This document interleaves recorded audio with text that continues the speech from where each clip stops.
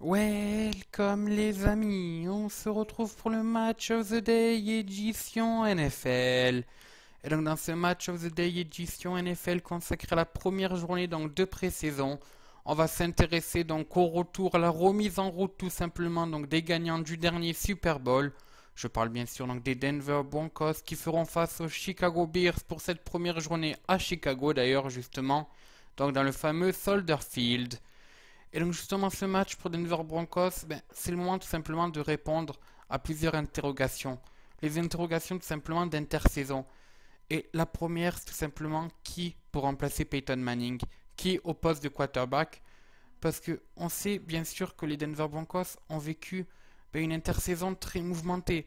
Avec tout d'abord le départ donc, de Peyton Manning à la retraite, même si on s'en doutait, donc ça a été confirmé, donc ce départ de Peyton Manning à la retraite.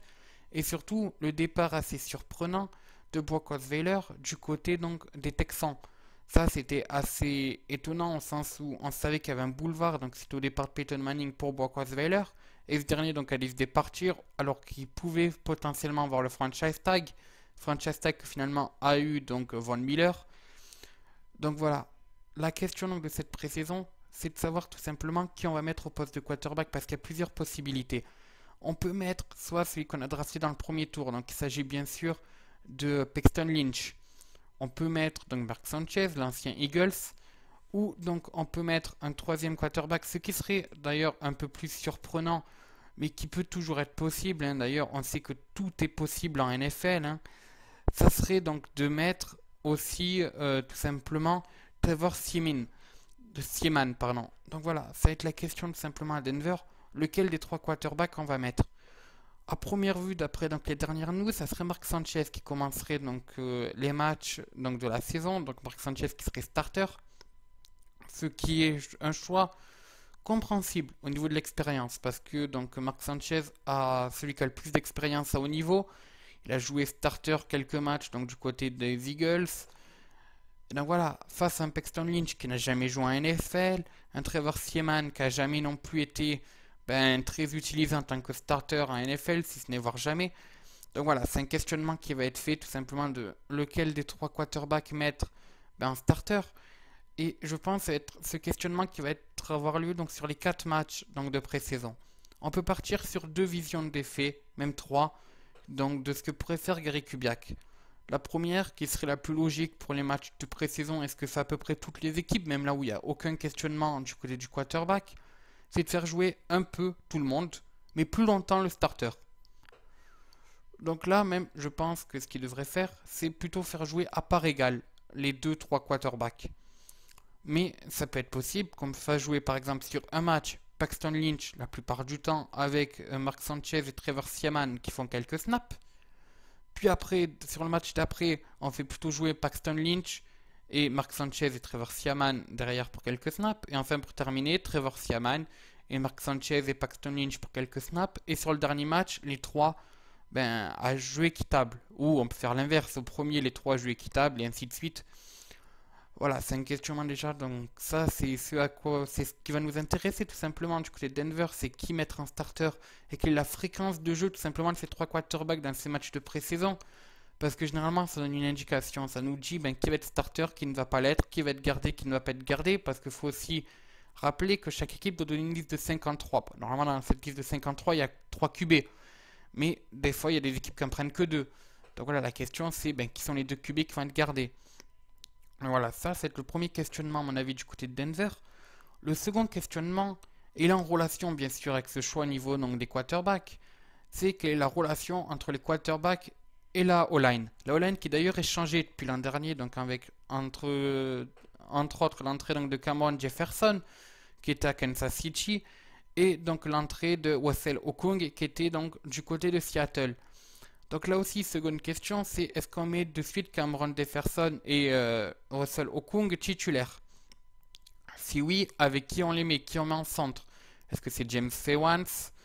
Est-ce qu'en centre, on va plutôt mettre Jalen Day? Est-ce qu'en centre, on va plutôt mettre Matt Pawagis? Ça aussi, c'est un questionnement qu'on peut avoir. Qui on met en garde aussi derrière? Est-ce qu'on met plutôt Ty Sambrayo?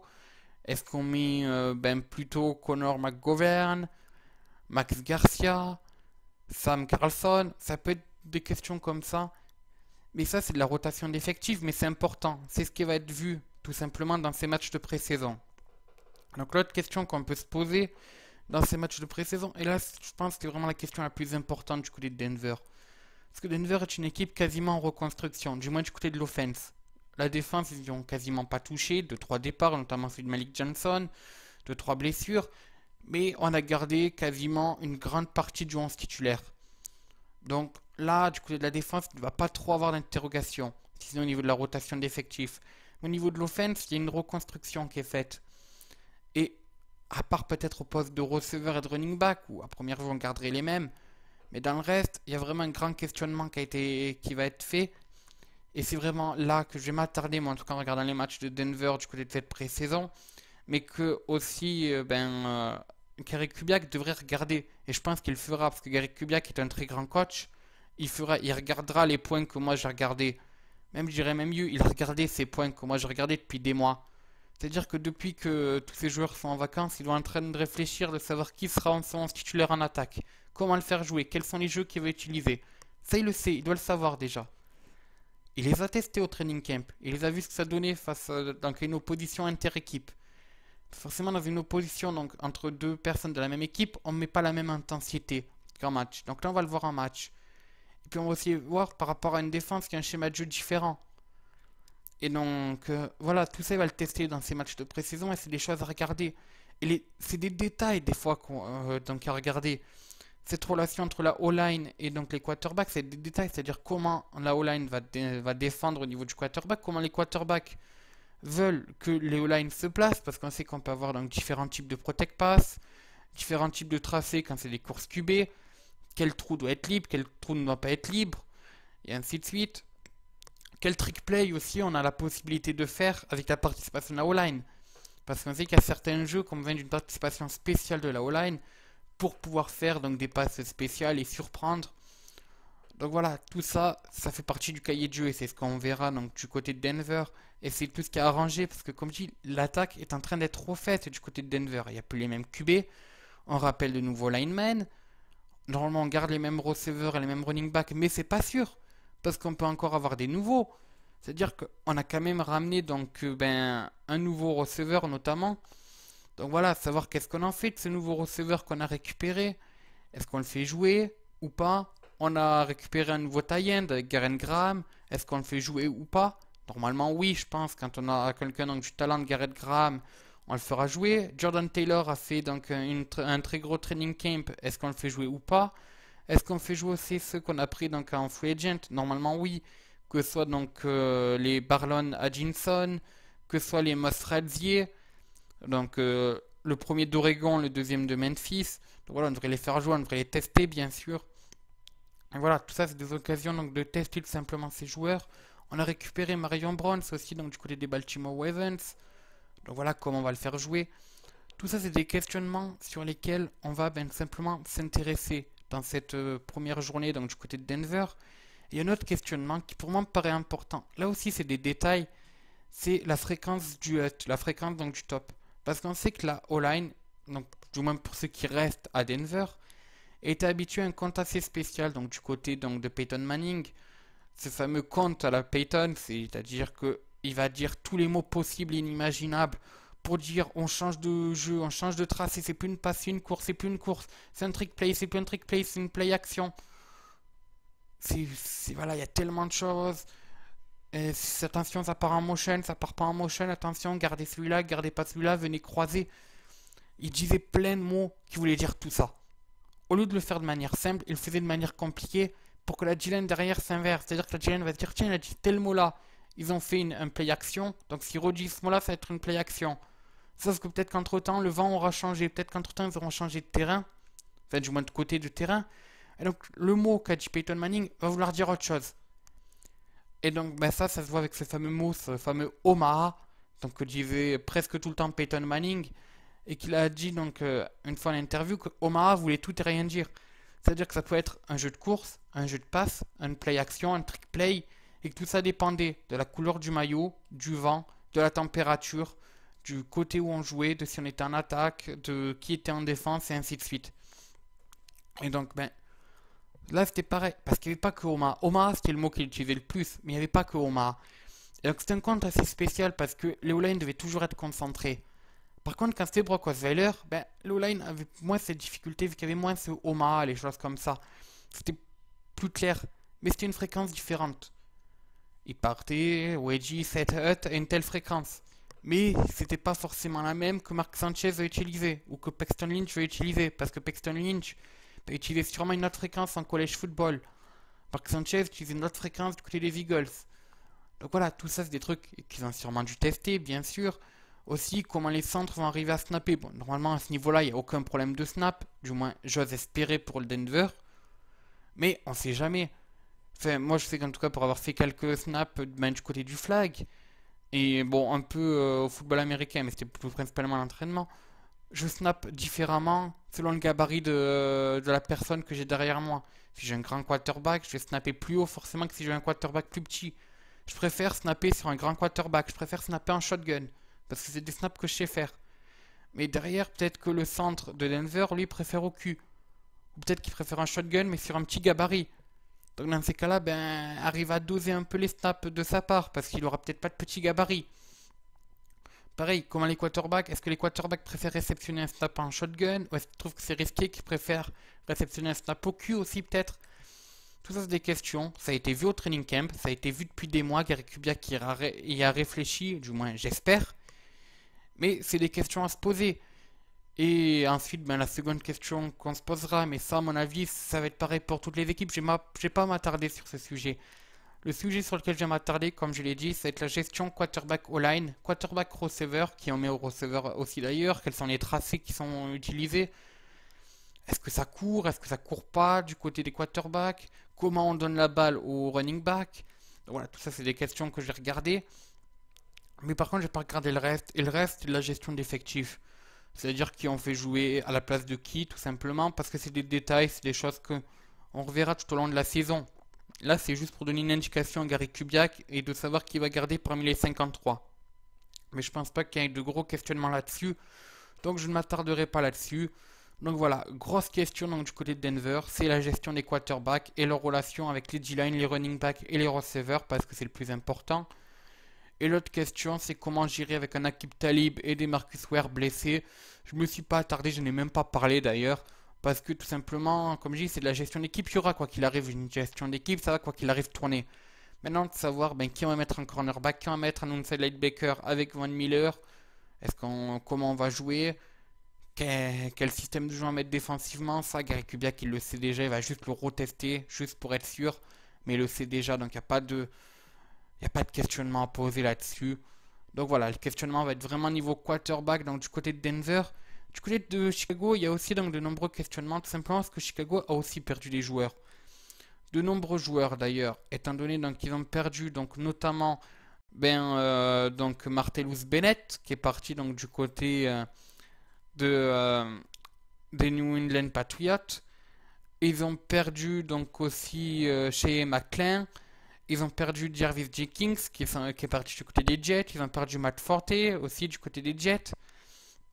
Donc là, la question du côté donc de Chicago, ça va être qui va remplacer qui à tel poste. Après, je pense pas qu'il y ait de gros questionnements au niveau donc des quarterbacks. Hein. On va clairement partir avec normalement, dans la logique des choses, un Jay Cutler titulaire.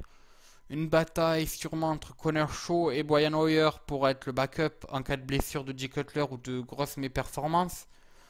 Après, le questionnement va vraiment être donc du côté des running backs, du côté des receivers, peut-être aussi un peu. Et puis voilà, c'est vraiment de la rotation d'effectifs. Donc moi, ce que j'ai regardé en tout cas du côté donc des Chicago Bears en regardant ce match-là, donc face à Denver, je trouve face à Denver qui a une grosse défense, j'ai regardé leur attaque. Je regardais un peu, est-ce qu'ils ont trouvé de nouveaux tracés, comment ils vont jouer. Parce que c'est important aussi de voir quel jeu ils vont faire, quel tracé ils vont faire. Parce que ça peut être intéressant à voir, ça peut peut-être créer une surprise, peut-être qu'ils vont pas jouer comme l'an dernier, peut-être qu'ils vont modifier le playbook. C'est risqué, généralement on dit qu'il faut 2 ans à une équipe pour apprendre un nouveau playbook. Mais après, si c'est travaillé tout l'an dernier, que ça se retravaille cette année, c'est fait facilement, voir aussi qui c'est qu'ils vont mettre en receveur. Alors là, on devrait partir avec un Josh Bellamy déjà, donc en titulaire. Après, qui tu mets à ses côtés, ça va être la question. Qui tu mets en tie end aussi, peut-être Zach Miller, et encore, ça peut être une question à se poser.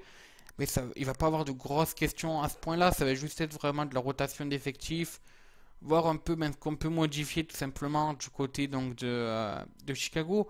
Notons que c'est important ce match face à Denver, parce que tout simplement ça entraîne, et d'ailleurs si on remarque leur match de précédent, ils affrontent Denver, et donc lors de la troisième journée, ils affrontent Kansas City. Et je trouve que c'est important, parce que quand on regarde leur calendrier cette saison, ils affrontent de grosses défenses. Ils affrontent donc notamment les Texans, qui est une très grosse défense, et c'est en toute première journée. Donc voilà, ces deux matchs de préparation peuvent leur permettre de bien se préparer. Ensuite, ils affrontent des équipes qui sont connues aussi pour bien se débrouiller défensivement, que ce soit les Packers, que ce soit les Vikings, qui voilà, qui ont une défense qui tienne la route aussi. Donc voilà, ça va vraiment permettre tout simplement de les tester un peu, de voir comment ils vont se débrouiller tout simplement.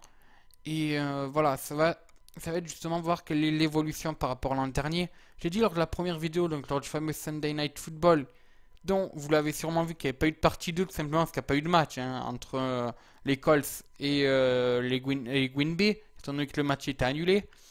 Mais donc, du côté des Bears, j'en ai parlé donc lors du Sunday Night Football. Pour moi, l'évolution va être plutôt régressif. On va plutôt avoir des Chicago Bears qui vont perdre en talent.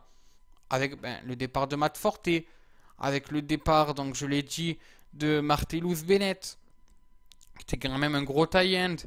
Donc voilà, ça va vraiment être une question à se poser. Après, ça va être vraiment du roulement d'effectifs. Je vois pas d'autres grosses questions à se poser. Donc du côté des Bears, ça va vraiment être du roulement d'effectifs, je l'ai dit. Et de retester un peu les bases, revoir face à une grosse défense, comment se débrouille l'offense. Et puis aussi, surtout, tester la défense face à une attaque qui a plein de questions, donc l'attaque adverse. Donc voilà, ça va vraiment être les deux grosses questions. Mais du côté de Chicago, ça va être vraiment du test, du test, du test. Et ça va être là, du côté, donc pendant les 4 matchs tout simplement de pré-saison. Donc voilà, j'ai pas à m'attarder plus sur Chicago parce que je pense pas que ça vaille le coup. Je pense pas qu'il y ait d'autres grosses questions du côté de Chicago.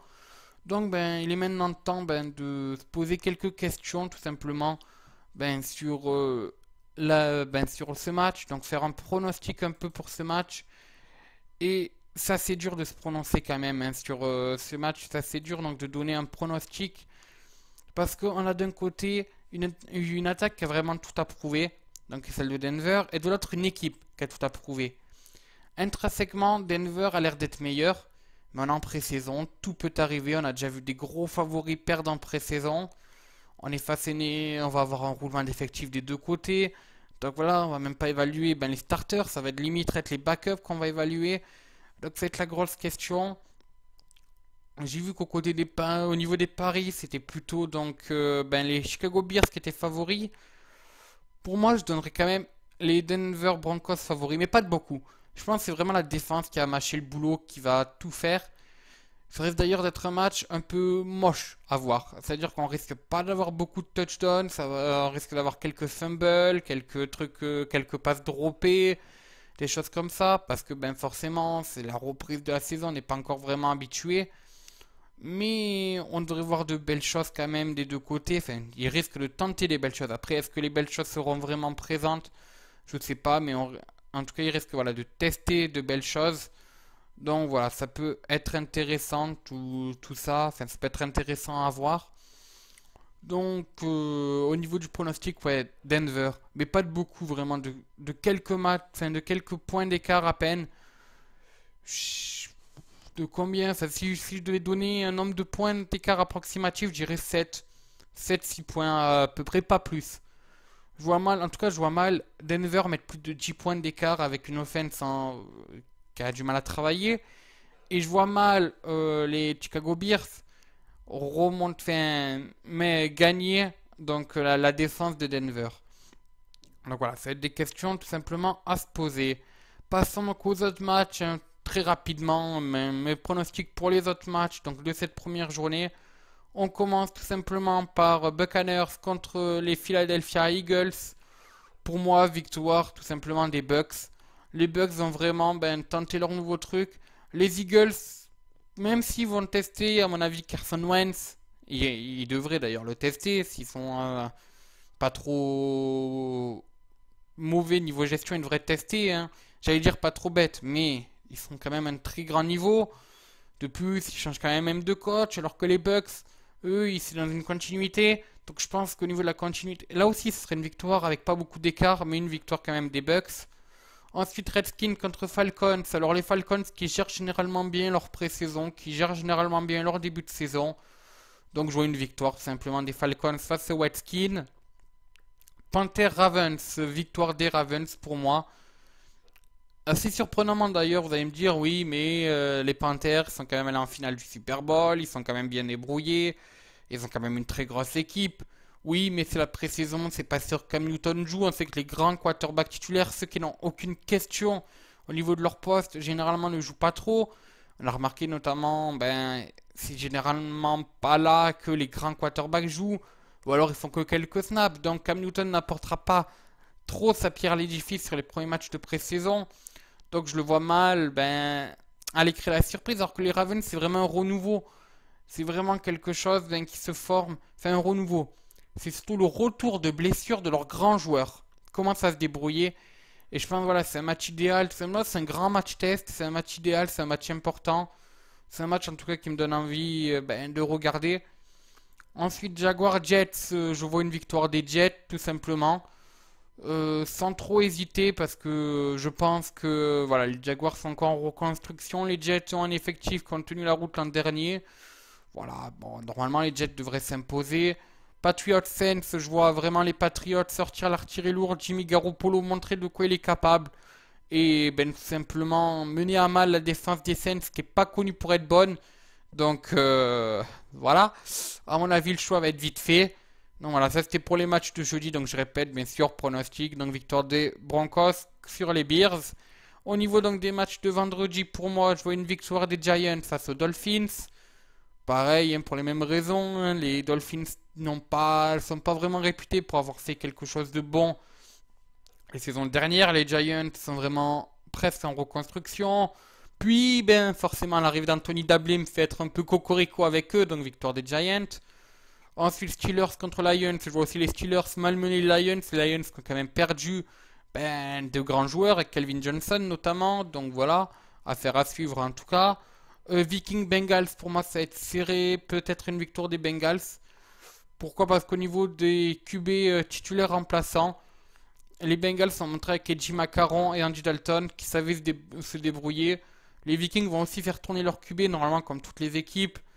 Mais voilà, les Bengals ont montré un peu plus de, ben, comment dire ça, de certitude au niveau du roulement des QB. Donc voilà, je les vois pas tomber face aux Vikings. Browns contre Packers, ça c'est étonnamment, je dirais une victoire des Browns. Tout simplement parce que Robert Griffin est souvent très très bon en pré-saison. Que là, il a tout simplement envie de prouver qu'il mérite sa place de starter. Donc voilà, je le vois ben, tout simplement mener la victoire donc des Browns face aux Packers. Riders contre Cardinals, victoire des Cards à mon avis face aux Riders, malgré la bonne équipe des Riders. Match d'ailleurs, que lui aussi match qui me donne envie d'être vu. Mais bon voilà, je pense vraiment à une victoire des Cardinals au niveau ben, ils ont tout simplement prouvé plus les saisons précédentes, même si on est en pré-saison, je dis tout peut se passer. Mais voilà, ils ont montré plus de certitude les saisons précédentes. Seahawks Chiefs, donc deux duels entre deux grosses défenses et deux gros jeux au sol.